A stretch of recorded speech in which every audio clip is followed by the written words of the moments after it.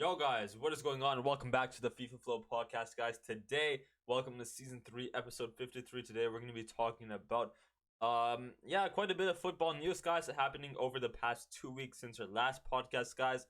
We're going to be reviewing, analyzing, and kind of giving my thoughts on both the transfer for the player and also for both sides of the clubs, how it's going to affect the club that the player is leaving, and also how it's going to change and affect the club they're joining. Also, kind of, I'm gonna be rating these transfers. What my as I said, analyzing, reviewing these transfers. So that's mainly today's podcast, guys. We have quite a bit of transfers we can talk about today, and then of course, like usual, end it off with the footy tic tac toe, guys. So I haven't posted for the past 2 weeks, guys. It's school just ended like last week, or but yeah, 2 weeks ago. So I was like, okay, let me get my break in. School. I mean, summer is also kind of getting boring. Not much to do either. Like, I don't really have a job, because it was grade 12, so I decided not to work. And at the same time, I'm going to Europe in August. So like, 1 month, and then I have to. And then by the time I get back from Europe, I'm gonna be going to university and stuff. So like in August, I practically won't be working. So the only free time I'd be working is July. So I can't even get a job in July either. Like 1 month job is pretty, unless I get DoorDash, which I'm thinking of doing. Gotta get that the drip, man, the drip. Gotta get more football jerseys. But yeah, summer so far pretty boring. But I'm hoping to do what I said in my last podcast, where during the summertime, I'll be doing some IRL football videos, as well as getting a guest each week on the podcast. So that will be starting this week, guys. Maybe on Friday, we'll start off with the first one. This Friday, maybe every Friday, we'll do like a new like mini series of a football tic tac toe, like a football knowledge test type thing, something like that, with a guest on the channel as well. So we will be starting that this Friday. It's gonna be like 10-minute episodes or something like that, and then maybe like throughout the weeks as well, like other than Friday, like on Tuesday or Wednesday, Monday, Tuesday, Wednesday, we'll do an IRL video as well, like taking some like a crossbar challenge, just taking some shots as well, like 10 minutes of me taking shots and stuff, something like that. Maybe doing like a challenge with my friend when I go out to play footy with a friend. So IRL footy and then challenges as well. So yeah, should be pretty sick. But guys, let's get into the podcast, guys. Talk about the reviews of the transfer. Let's get right into it. Let's start off with I guess we'll just go over each slide by slide. Manchester City are preparing an official bid for Josko Gvardiol. Understand verbal approaches for 75 million plus add-ons were rejected by RB Leipzig. Talks continue. Leipzig wanted at least 100 million for Gvardiol. Personal terms 100% agreed, as revealed 10 days ago. So it's gonna be a good deal. I think he's like one of the best center backs in the world right now. I think like in terms of players that are going to transfer, because you take a look at players that like, you take a look at top tier center backs. You keep in mind, like you have Jules Koundé, Ronald Araujo, you have Ruben Dias, you have Delict, you have Skriniar, Milan Skriniar. You have Kim Min Jae after that beastly season he just had. You take a look at all these center backs, and you say to yourself, which one of these are most likely? Like these are all top tier center backs, and Gvardiol as well. In terms of that, I of course I rate Gvardiol a lot. He's had a crazy season at the World Cup, bro. He was pocketing that Brazil team. Other than Messi, he was literally pocketing everyone else in that World Cup for Croatia. But you take a look at these other names I mentioned. I wouldn't rate Gvardiol. I rate him high, but there's so many other top tier center backs this season, like Ruben Dias, like Kim Min-jae, like Ronald Araujo. So I think he's in the top 10, maybe like between top 10 and top 5. In terms of players that are highly likely to have a transfer move this season, then I rate him highly, because I think like, yes, maybe City won't get him, but I do rate him highly if another team gets him as well. Um, like how do I reword that? Like in terms of when you compare to other top tier center backs, like he's definitely up in the top 10s. There's just so many other elite center backs as well. But in terms of because he's also a player that can transfer to the big club, makes him even, I guess, more worth of a transfer. Makes him like more proven as a transfer. Like it's a good transfer because there's like in terms of what other options are there for City to get that are available on the market. You take a look at other top tier. There's other top tier center backs like Araujo, but those transfers are not likely. Barca are not willing. I doubt Barca are willing to transfer Ronald Araujo. Otherwise, they're kind of screwed. He's like, well, they're only good. Him and Jules Koundé are like their best defense. So like in terms of that, in terms of other available market players for a top tier center back, plus he's a top tier top 10 center back in the world class center back. Plus he's one of the he's like definitely up there when you like here. This is what I'm trying to say.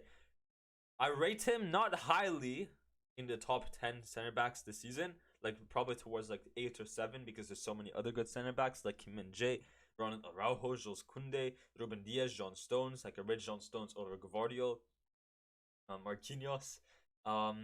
Like in terms of those examples, but in terms of other examples, in terms of other available players on the market, I rate him. He's definitely up there as a great transfer, like a great transfer, like a player on the market.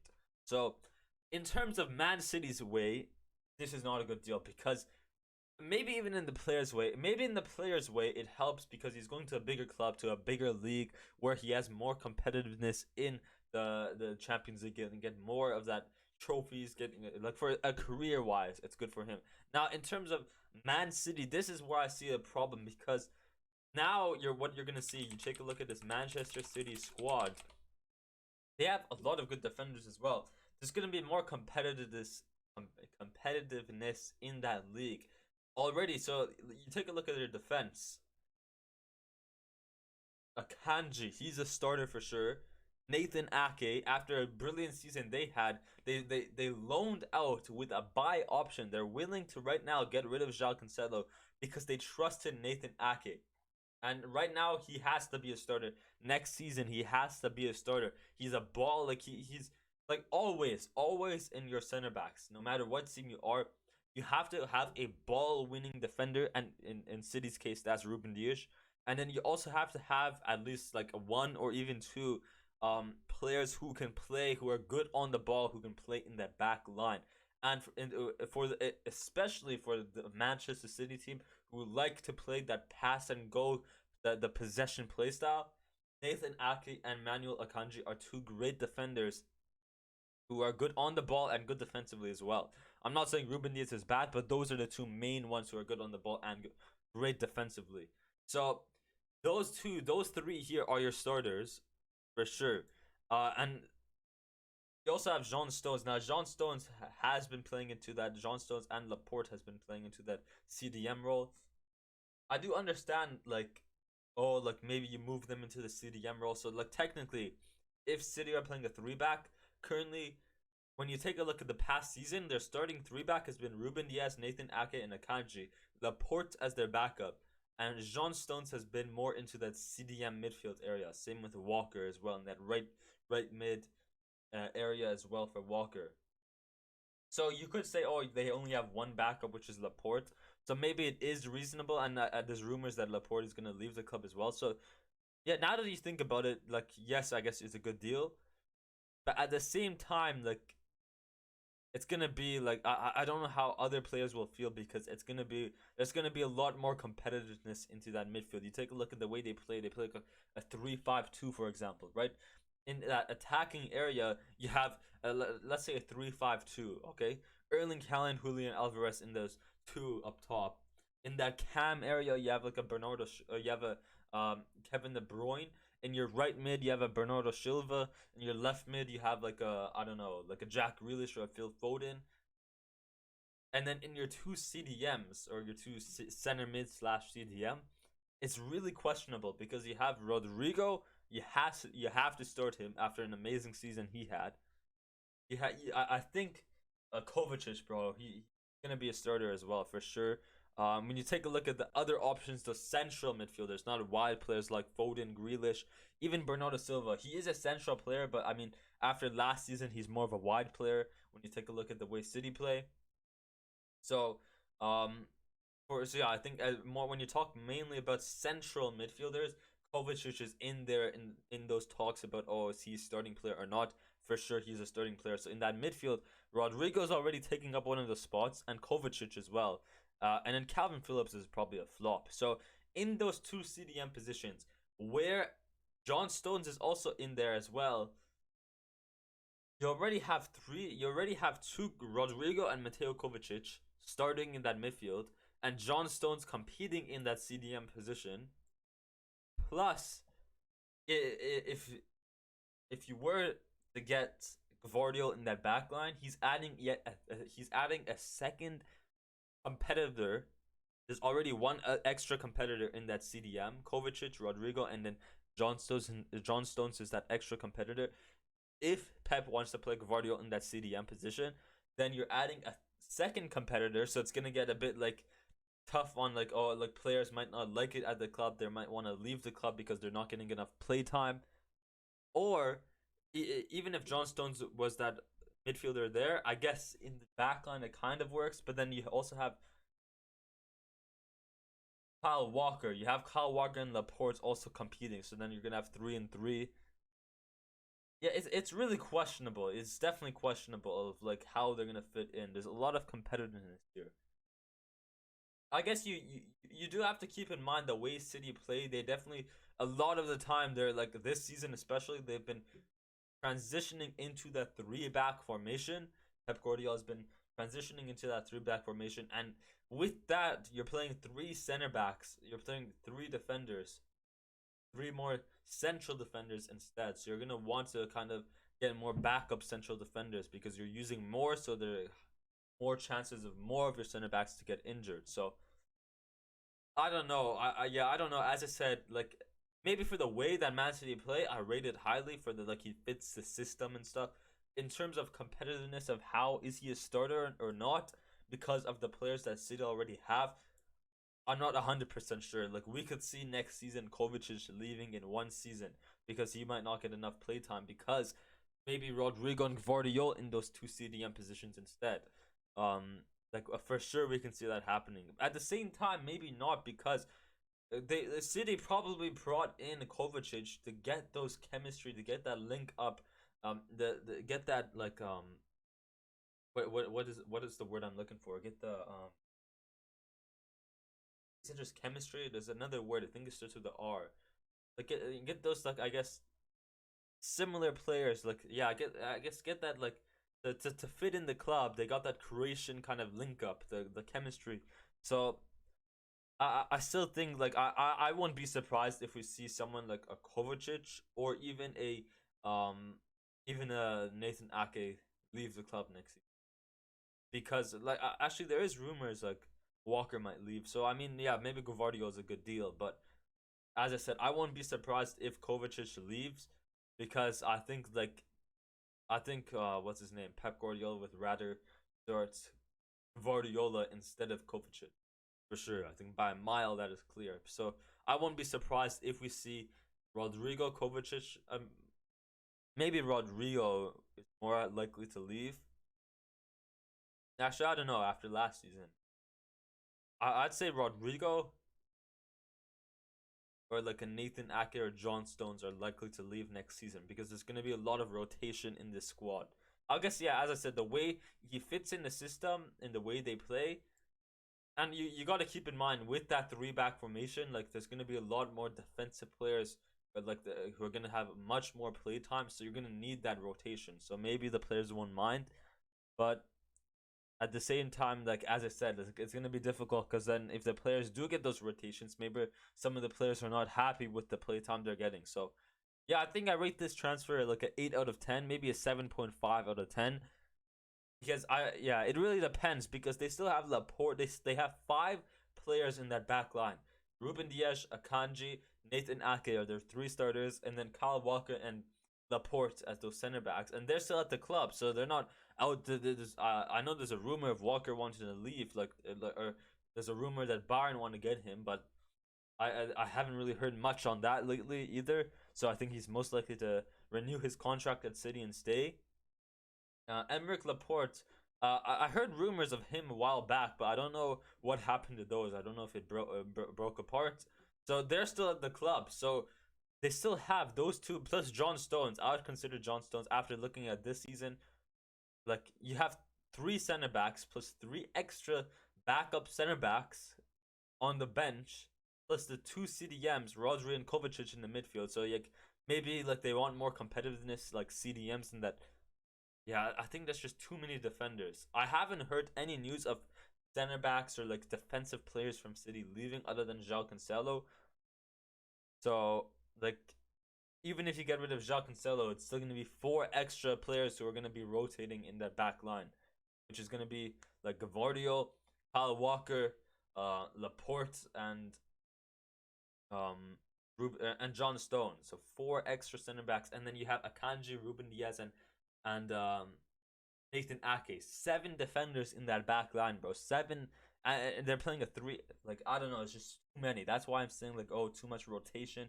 Players won't be happy. And as I said, like Gavardio or even a Gavardio and John Stones, like they can rotate into that CDM position for Kovacic and Rodri. I think there's still a lot of like too much rotation in that midfield as well. But I mean, you never know. It's Pep Guardiola, man. He's gonna do whatever he needs to to play the way he wants to win trophies. So this guy, he's a magic. I don't know, majestic, tactical manager, majestic manager. But yeah, man, 15 minutes just talking about Gavardio, crazy.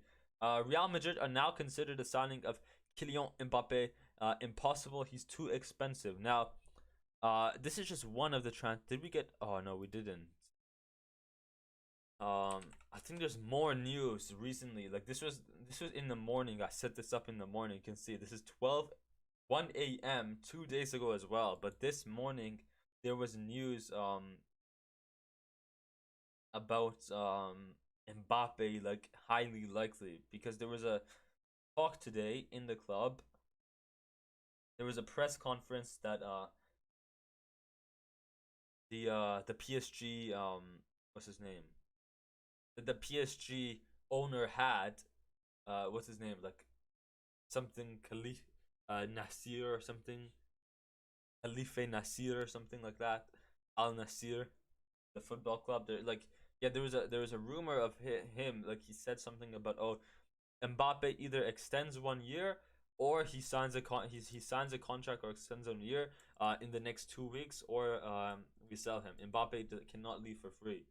So because next year Mbappe's contract ends. By the way, by how it stands right now, how the verdict stands right now, Mbappe's contract ends if he stays at Madrid for one more, or at PSG for 1 more year. Next year his contract ends and he's a free transfer. And the boards, the PSG owners, do not want Kylian Mbappe to leave for free. So they say you either extend till 2025 and we sell you next year, or like something like that, or we sell you now so we get the money and you do not leave for free. So I think, yeah, that's what he said. He has like 2 weeks or something. So a lot of pressure on both sides here, for both PSG's representative, PSG's club, and also Paris Saint-Germain. But yeah, there's a lot of pressure on both sides, and I think it's leaning more towards a departure for Kylian Mbappe. It really depends also as well on who is going to be willing to, like, who PSG are going to be signing as a backup for Kylian Mbappe. There's rumors of Kolo Muani, who I'm hoping to get. We need to. I still said like, oh, we need to get like a Diaby, bring more French players into the club. Like a Harry Kane is a backup, a Osimhen. I don't see those happening. Maybe Harry Kane slightly, because I know Harry Kane wants to leave as well. But like João Felix, I know like with the new arrival manager of Luis Enrique, I think Luis Enrique. He's gonna be wanting a player like João Felix. We'll get there soon. But right now, it really depends on who is our backup. We have to sign a backup before we do any further of selling Mbappe. Otherwise, we're screwed for the next season in the attack. We're gonna have no real like threats in the attack, to like no real finishers in the attack to get those goals. So I don't want to let him leave until we sign a backup first, a good backup as well, not like a random like 17-year-old kid, like a random player. So unless it's like a Kolo Muani or something like that, like Ekatike, bro, the brick, man, that brick. Like I don't want him as our starting striker next season. Otherwise we're screwed. But yeah, I don't know what the board is up to. Like I understand they want to sell him, get that money, not let him leave for free. But at the same time, like, don't let him leave. Don't sell him, and then we're screwed on an attacker, like a striker. So that is my thoughts there. That is my thoughts there. So don't. It's not impossible. After today's press conference, it is come out like you can definitely tell that something Al Khalifa Nasir or something like that, whatever his name is, our owner, the QSI, the board, are giving a sign to clubs to come bid on Mbappe, and will accept your offer because we want the money for Mbappe. We still owe him like 200 million. First of all, PSG have indeed reviewed or revived their interest in Randa Kolomani. You know that song? I always think of that song. Um, by Vega Dreamer or whatever his name is. It will be difficult to convince him, but Paris is trying.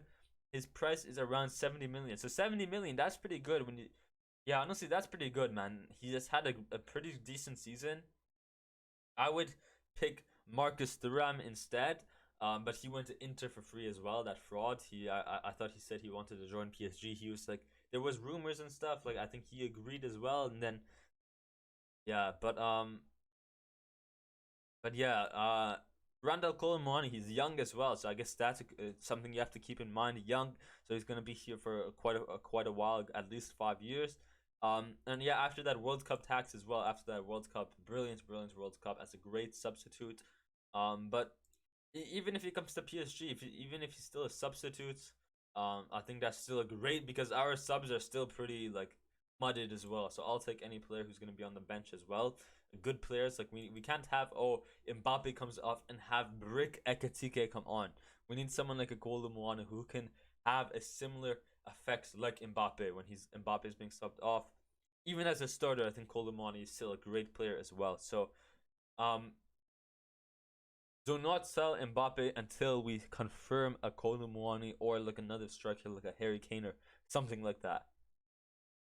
Wait, what did this guy here? 70 million would be a good deal in the minds of people who want us to sign him. For those skeptical about him, how much? Oh, no. Yeah, 70 million, great man. As a PSG fan, even this PSG fan, yeah. I think I follow him as well. No, yeah. See, this is the PSG man. You have to follow all these PSG, these fans. We have similar likes, similar opinions because we are the best club in the world.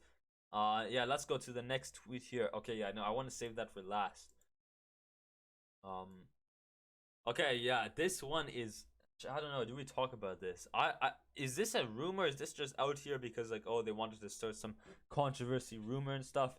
But apparently, Barcelona have agreed everything with PSG to re-sign Neymar apart from the player's salary. Barcelona want PSG to pay majority of his wages. Is this a loan deal? And like they want PSG to pay most of the salary for the loan?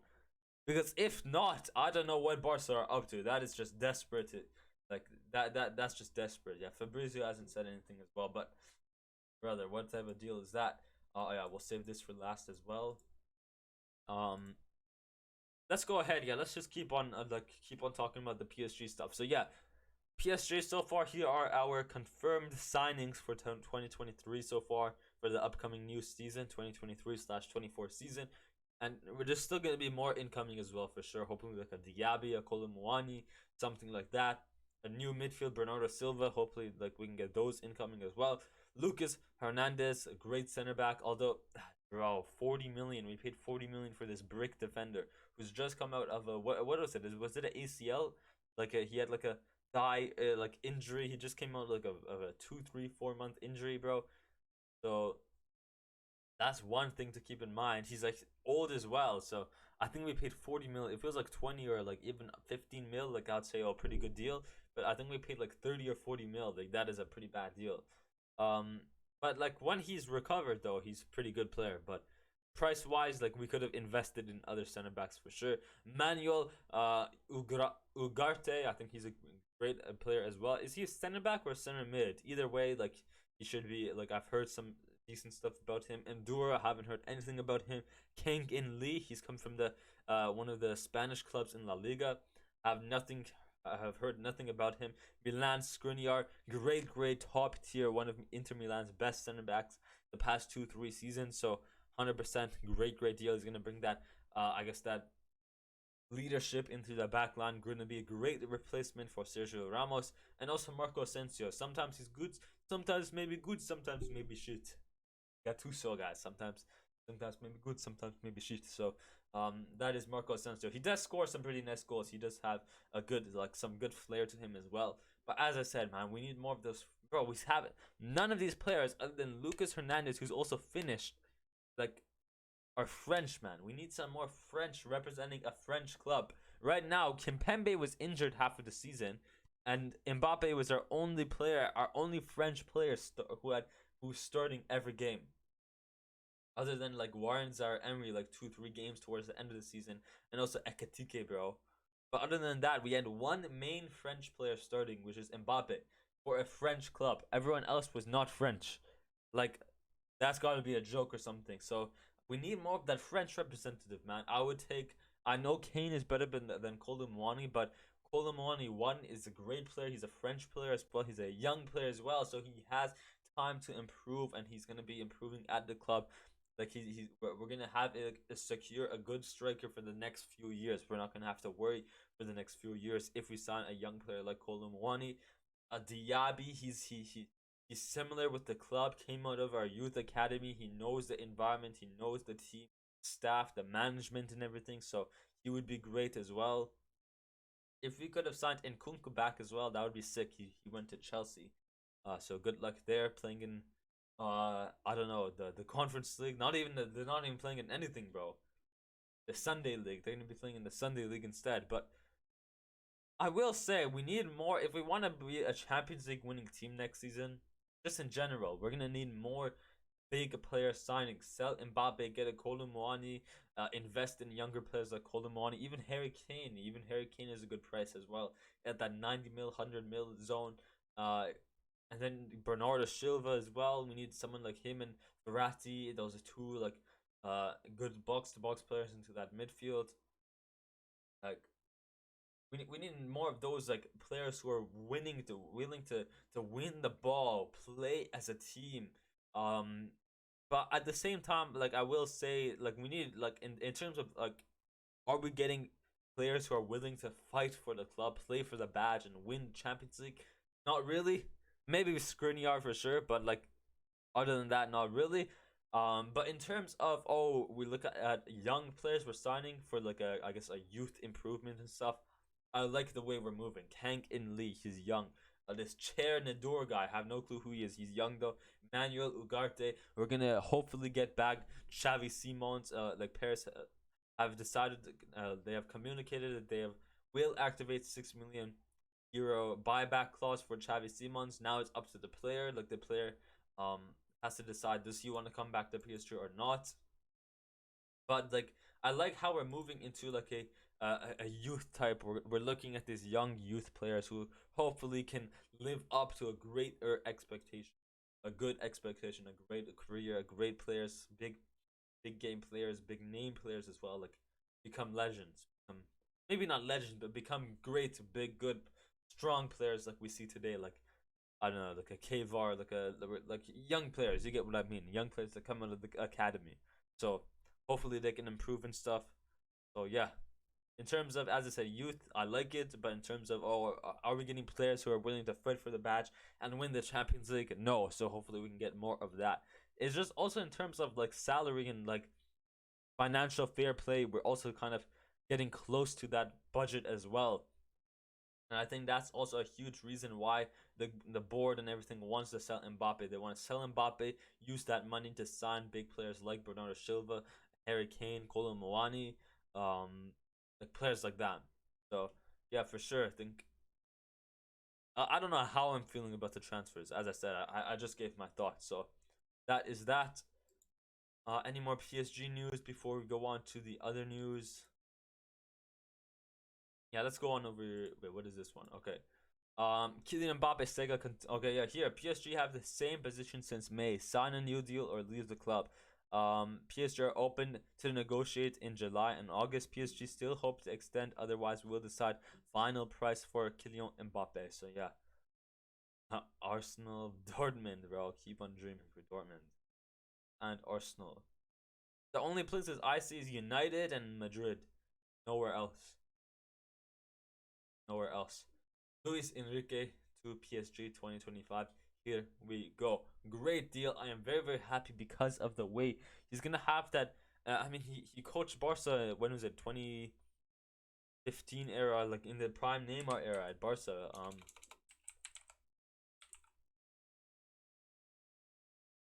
13, was it 13 to 16 or 17 to 15? No, I think he left after 2015. 17, yeah. Those prime Barca days, 2014, yeah, 2013 to 2015. I thought it was 15, but yeah, I was debating whether it was 15 or 17. But yeah, of course, you can see here the prime Barca days. They won the UCL and stuff. Arguably, some people could say, oh, the best. Actually, that was with Pep and stuff. But yeah, that prime Neymar days, they made that comeback against PSG 6-1. So, and the way that they play, I think he's going to be great in terms of developing players, developing the youth players to become better, and also play style wise, I think we'll see a dramatic change in the way that PSG will play. We're gonna be playing more pass and go Barcelona system play style for sure. I think that's what we're gonna see. And under Neymar as well, Neymar Enrique link up again. Oh boy, we're gonna be cooking next season. Neymarzito Samba. Let's get it. Let's get it. But yeah, let's go on to the other news. Let's go from right to left. Breaking: Thomas Tuchel has personally met Harry Kane at his home in London to discuss a move to Bayern Munich. Kane told Tuchel he would like to win the Champions League at Bayern. Nah, bro, he's gonna bring the Spurs effect to Bayern. Either way, jokes aside, he's a top tier center back, top three. Actually, no, not top three, top five, even top four, you could say this season for sure. Scoring 30 goals in the Prem. You see Haaland scoring 36 with City. With Spurs, he's scoring 30 goals, bro. That is pretty crazy. Like, not many people have been really talking about it either this season. Spurs, like, with the way that Spurs have been this season as well, you have to, like, that is also more impressive as well. Because Spurs have been really, really bad this season. But yeah, I think he's gonna fit in that Bayern system. Bayern don't really have that goal finishing striker like after Lewa left. They don't have. They want to. I think Kane also fits the system similar to how Lewandowski fit the system as well. They have a very similar play style. So I think he's gonna fit in perfectly with that team.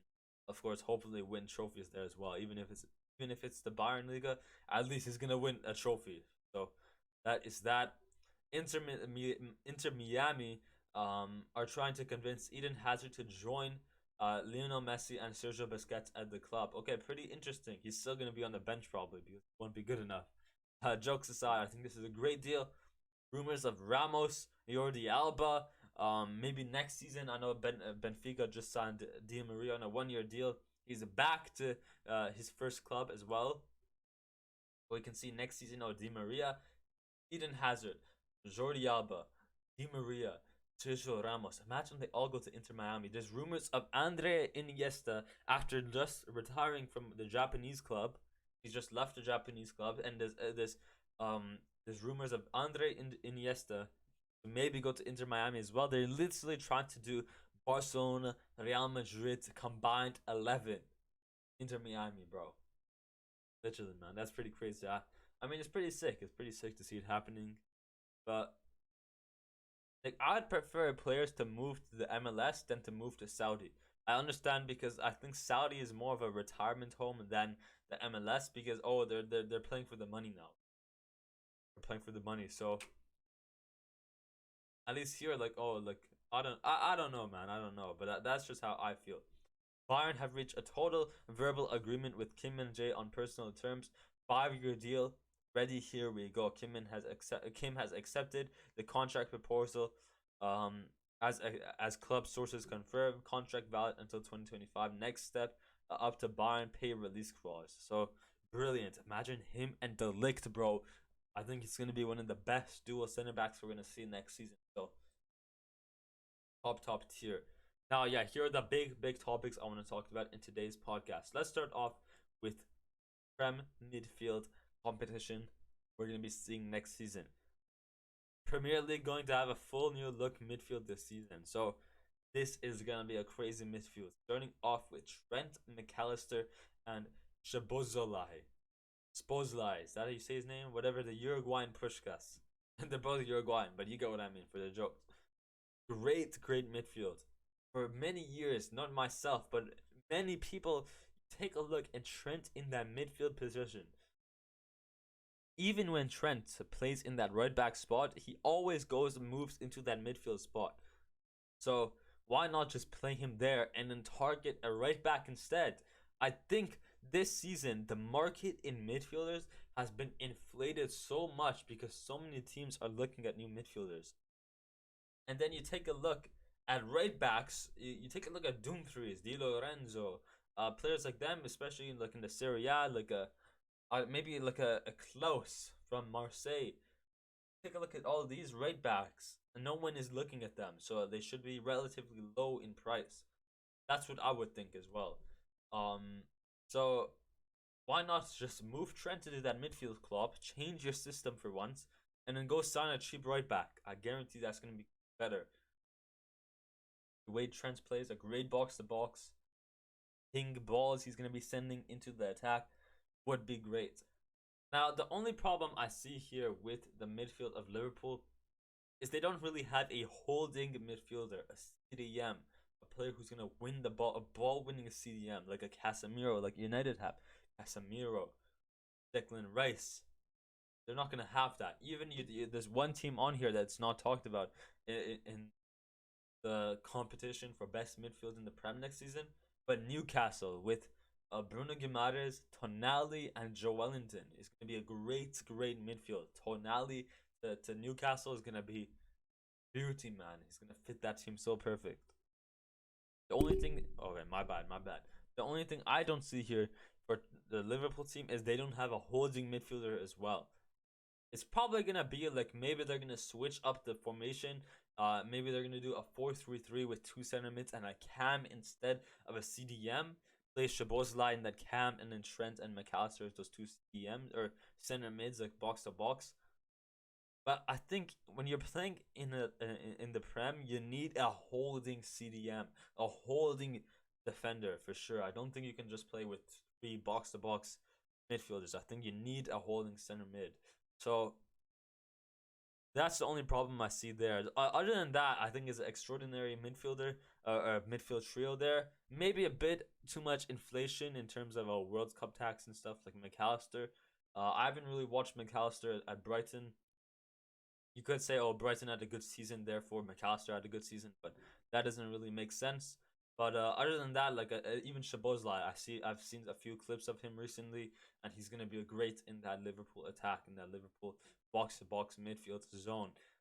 Bruno Fernandes, Mason Mount, Casemiro, yet again, like, oh, they have one CDM here.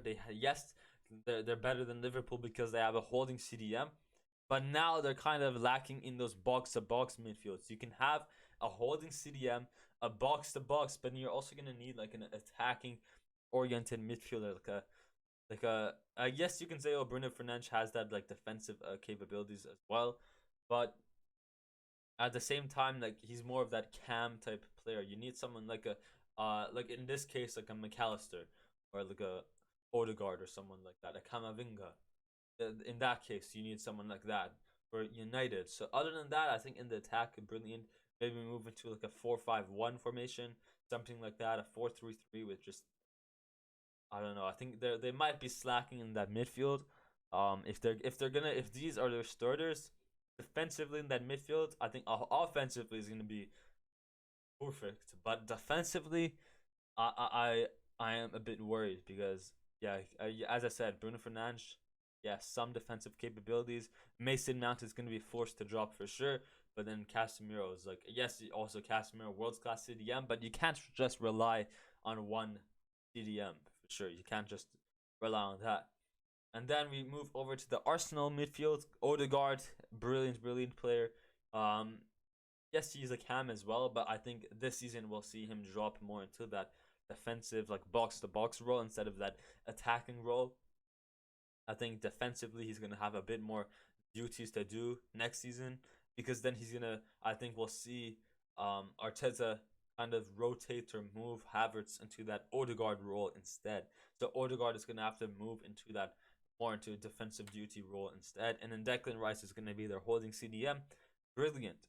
Yeah, even when we take a look at does it show all their midfielders here? We take a look at Newcastle's midfield as well. Tonali, great CDM. He's gonna be dominating that, holding that midfield, and then Bruno Guimaraes and is gonna be that box to box, and Joelinton is also a box to box, but more of that attacking box to box one. So I think in orders of what I think who's gonna be the best midfield in the Prem from the four teams: Liverpool, United, Arsenal, and Newcastle. I think, as I mentioned, like, United don't have a good box to box, like from what we've seen here. If they're starting with these three, they don't have a good box to box. I did say that, but I think they're still gonna be my top. I think they're still gonna be the best midfield we'll see next season. Actually, no, Liverpool or City are always gonna have the best midfield. I think City will be the first. But in terms of new midfield changes, I think Casemiro or United first. Actually, no, yeah, let's just keep City in there. City is going to have the best midfield. Then I'll say United. Then I'll say... Ooh, okay, I want to put Newcastle third. Then I'll say... Liverpool and then Arsenal. I think that's my order of top 5 midfields in the Premier League. I think that's what I'd say. Because I think it's too attack oriented for Liverpool. And even if, like, I doubt Trent is gonna play in that midfield area for Liverpool. I doubt it. So they're still gonna be probably playing that brick 50-year-old Fabinho or like a Henderson, bro. Hendo. Like, I think that they have to update, man. They're too old, man. It's not 2019 UCL final, man. Come on, Klopp. But yeah, that's my order. City always first. Take a look at the way they play defensively, in the attack as well. Pass and go play style, I love it. And then United, because the counter attack that United have, and then also Casemiro, great, best CDM in that league. And then I would go to Newcastle with Tonali, Bruno Guimaraes, and then Joelinton. Then I'll go to the Liverpool because of McAllister and Szoboszlai, and then I'll go to the Arsenal. I'm not saying these guys suck, but like, maybe you can argue Liverpool last because they don't have a holding midfielder. But at the same time, man, like, I rate Havertz so low, man. He's such a brick as well. Like, so I'm not rating Havertz, bro. I'm not rating him one bit, man. He's so bad. So yeah, that is my order there. Yeah, the top 3 stay how it is: City, United, and then Newcastle. And then you could argue between Liverpool and Arsenal but they're still very good midfields.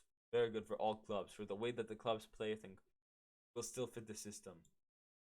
So yeah, here is the new offside rule. Only offside when the entire body is in front of the last defender.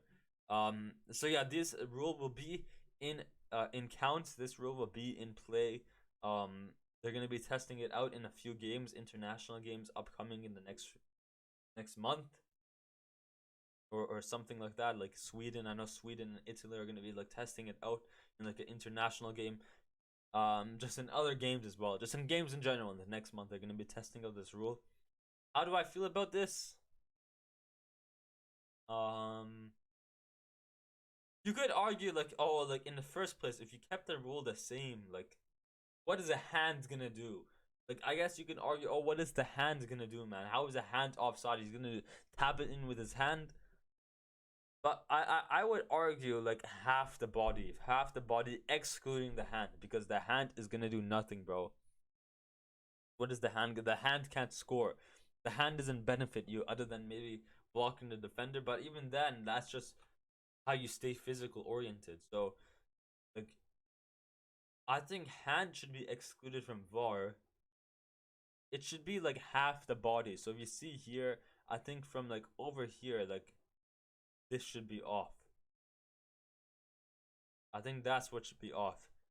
Because I think like a toenail as well. Like man, a toenail. Are you like the front of your toe? If it's over here, like see, if it's over here, like see this black line here, guys. If it's over here, man, how is that gonna benefit? You're not gonna have that much of a head start. A lot of the times, if you're this much, like the center backs are gonna catch up and block this guy everywhere. Anyway, so like, no point of calling it off. But I think half the body is fair. Like 3/4 of the body is fair, 2/3 of the body is clear. I don't think the full body is too much, but at the same time, like this front part of the foot, the hand, the head, like if your hair, if your head is offside, like that shouldn't be considered offside. That's just too tight, man, too tight. You look at that the World Cup final against Argentina, and who was it? Was it Varane, bro? His glutes kept him onside. His glutes kept him, bro. His butt kept him onside. His glutes kept him onside. He probably regretted doing some squats workouts, bro. But yeah, bro, a defender's job is an NBA. Yeah, I know, man. I think, as I said, the current one, how it was, like, oh, like your hand is off, your head is off, the front of your foot is offside, your knee is offside. I think that is pretty stupid. Like that is too tight, bro, for the attacker. But at the same time, now it's too much for the attacker. Like it's gonna be way harder for the defender. So I think half the body, man, just make it half because yeah, I think half is fair because yeah, it's really depending on the players. Like, oh, you're gonna be fast and stuff. Yeah, I think half is fair. Like right now, yeah. I don't know how much because you get what I mean. Like you can't have the full body off, but at the same time you can't have the front of your foot off. Just make it half. Just make it half. Just make it simple, man. Fair for both sides. But yeah, we come to the final part of the topic, guys. UEFA have released the latest European League rankings. Starting off with England first. A lot of Prem tax, man, English tax, but I will say, like, I think, yeah, fair enough, man. City winning the Prem and stuff. Now, here is questionable. Italy second. Now, this is based off of the last season. But I would put Spain fourth. Barca and Madrid, of course, bro. Always competing. Atletico de Madrid as well. I'd put Barca fourth, or I'd put Spain second and Italy third. It's really questionable between Italy and Spain, man. It's really, really tight in who gets that second. But whoever loses that battle gets third. I don't know how Germany are third, man. And then Belgium, bro. Belgium, man. You can't even name a team. I mean, I can name a team, of course, Club Brugge, and a player, let's say, I don't know, Anderweireld used to play for Spurs, however you say his name. But like still, man, like I know they had towards the end of the season there was a crazy battle to win the league as well. But like still, man, like that's not enough to say, oh, top 5 league. I'd still put France in the top 5, and then 6th would be Eredivisie, 7th would be Liga NOS, and 8th would be Belgium. At the same time, like I don't watch the Belgian league and the Netherlands league and the Portuguese league, but I watch the French league and I watch a bit of the German league. And if UEFA are ranking German in third, the French league is clear. I would say it's clear.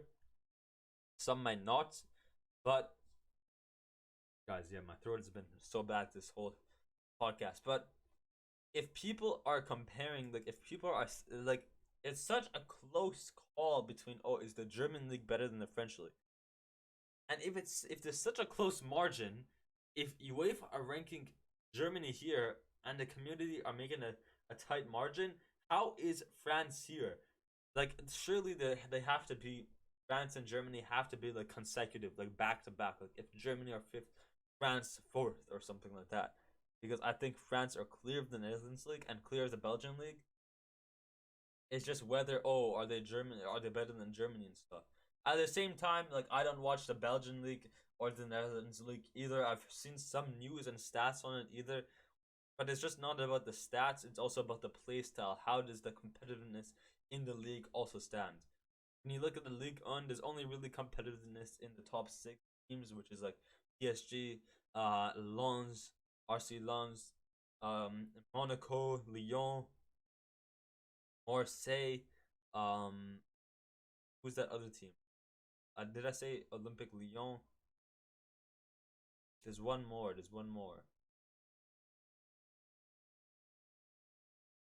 Lyon, Marseille, Monaco, Lens, and Lille. Really between those teams. So when you take a look at the bottom half of the league, it's pretty dead.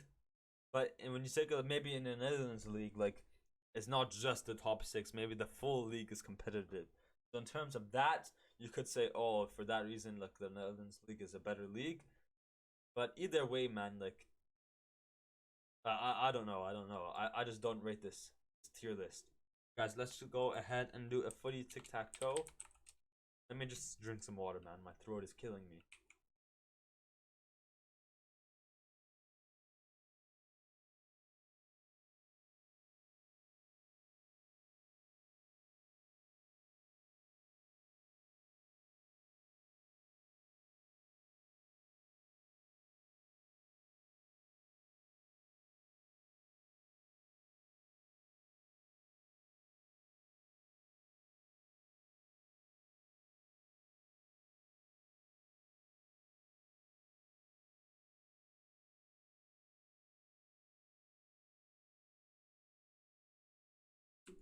Okay, let's get right into the footy tic-tac-toe. See my negative ball knowledge.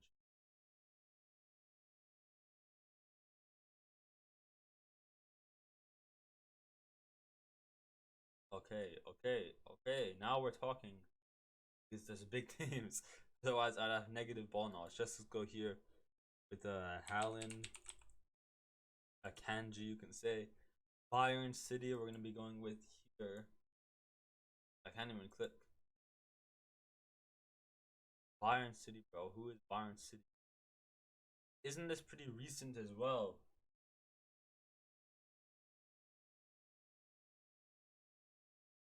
Bro, why can't I Bayern City, man?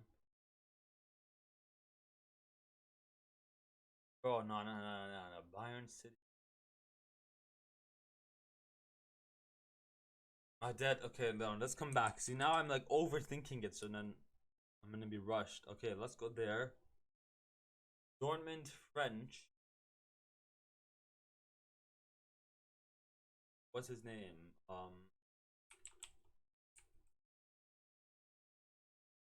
Weke, is that his name? Not Majuidri. Weedry. Did I say? Um, no, not Modeste. Oh, isn't Modeste? Sounded familiar. I knew like it was either Yeah, he's the striker. No, but I know they. I think there's a French player who also used to play for Chelsea. He was a CDM. Modeke. Like it was similar to Matuidi, something like that. We'll take a look after. Italy, Dortmund. Yeah, negative ball knowledge. I swear, man. Bayern City. Bayern City. Sane, bro. Sane, man. See, I was too like pressured on the last one, bro. Porto. I have negative ball knowledge here. Porto City. Cancelo. Oh yeah, Cancelo works here as well, but I want to click here.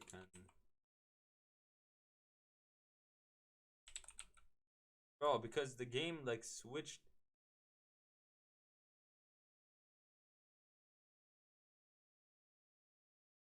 Porto City. Then the only player I'm thinking of here, Ederson. Did Ederson come from? Oh, bro, I swear Ederson played for Porto. Negative ball knowledge. Water negative ball knowledge, guys. Bernardo Silva was from Benfica. Porto Italy and Porto French. We're not gonna get one bit. Our negative ball knowledge. Bayern Italy. I think like a Totti. Play for it.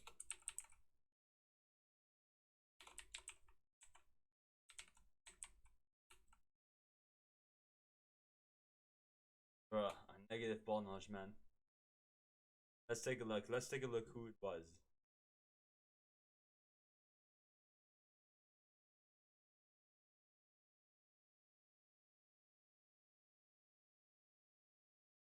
bro. We take a look here. Dortmund, Italian players. Griffo. Oh yeah, no.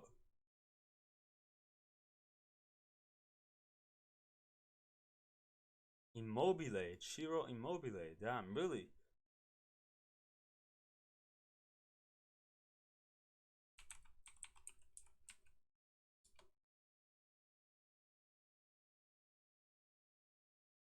Yeah, see my negative ball knowledge, guys. Damn, he did play for Dortmund. Okay, yeah, see my negative ball knowledge. Let's get a round of applause for my negative ball knowledge. Ciro Immobile. I did not know that. Pretty interesting then. Pretty interesting.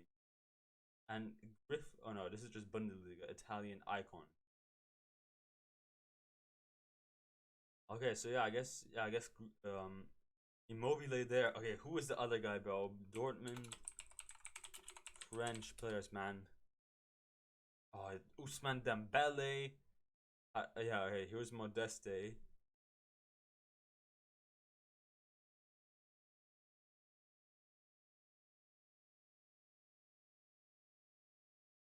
Yeah, I know Modeste is a striker. Oh no, this is a midfielder, bro. Midfielder. Midfielder. I know he's a midfielder, man. Kamara. What? It wasn't Kamara either, bro. Madueke, bro. It's like it sounds so familiar, bro. I'm not leaving until I get this guy's name. There's none here, guys. There's none. Maybe I'm just thinking of someone else, bro. Where with my negative ball knowledge, you never know. And then yeah, here let's go here. Porto.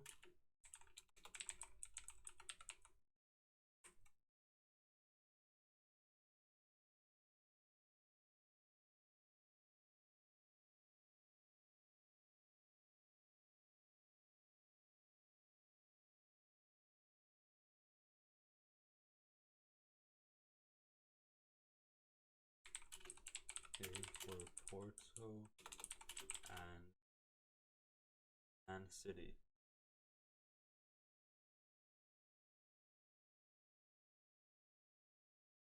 Managla, bro. Is this guy from the streets that I don't know about, or is some like ball knowledge, like elite ball knowledge you have to know? Probably from the streets. I don't know. Negative ball knowledge, and yeah, we'll take a look at like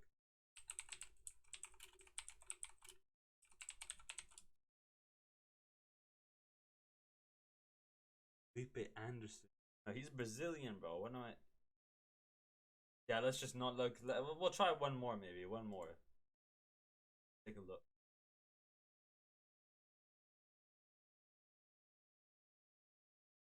Let's go over the Premier League, guys, because I don't have League. Oh, Southampton, bro. Yes, rip me, guys. How am I supposed to know half of this? Oh, wait, over here. Eric, Bailly. What do you mean? Oh, he's from Ivory Coast, man, not Ireland, bro. I don't know. Arsenal did. This gonna be Rice. Does Rice count?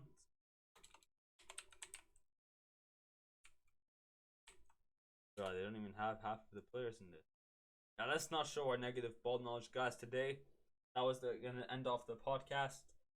Next episode will be like Friday or either next week. Starting off with a ball knowledge video, like a foot tic tac toe, or like a create a squad, like something like that, involving like some football ball knowledge, or IRL video next Wednesday or Tuesday. So yeah, stay tuned on the podcast for now. Hit that like button, hit that subscribe button, hit that bell. I have to take a break, man, because my throat is killing. But yeah, for now, stay happy, stay tuned, or stay happy, stay flow, stay positive, and I'll see you later. Peace. Good one. Bye.